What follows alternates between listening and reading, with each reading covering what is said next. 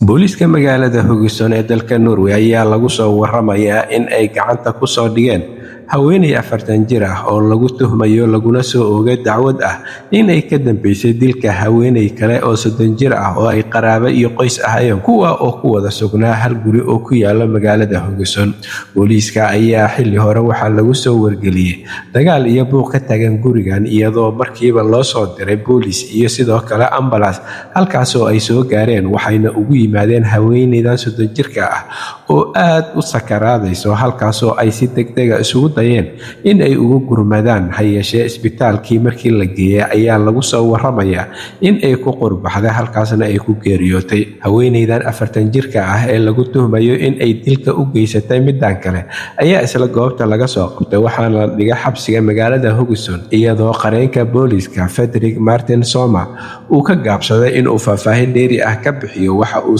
sheegay oo uu hadalkiisa ku soo koobay in labada haweenta la dilay iyo tan wax dishaba ay qoys iyo qaraabo yihiin ayeeshee waxa uu sheegay in baaritaanka uu bilow yahay faahfaahin dheeri iyo macluumaad badanna uusan hadda ka bixi karin. Booliiska ayaa waxa ay sheegeen in ay hadda baaritaan ku hayaan kiiska waxayna sheegeen in ay u diiwaan geliyeen kiis dil ah haweeneydana xabsiga loo taxaabay laguna xiray halkaasoo su'aalo lagu weydiin doono iyadoo sidoo kalena markhaatiyaasha iyo dadkii goobta ka agdhawaa iyo kuwii ku sugnaana wax laga weydiin doono. Arrintan ayaa reer Haugesund waxa ay ku noqotay argagax iyo fajiciso maadaama tan la dilay iyo tan wax dishaba lagu soo waramayo in ay yihiin qoys iyo qaraabo meel ku wada noolaa hayeeshee waxa uu ficilkani muujinayaa mid argagax iyo walaac iyo walbahaar ku abuuray dadka degan magaalada Haugesund iyo nawaaxigeeda iyadoo sidoo kalena booliisku ay ku waramayaan in haweeneyda wax dishay la geeyo goob caafimaad si maskaxdeeda loo baaro sidoo kalena waxa ay sheegeen in ay hadda xabsiga ku sugan tahay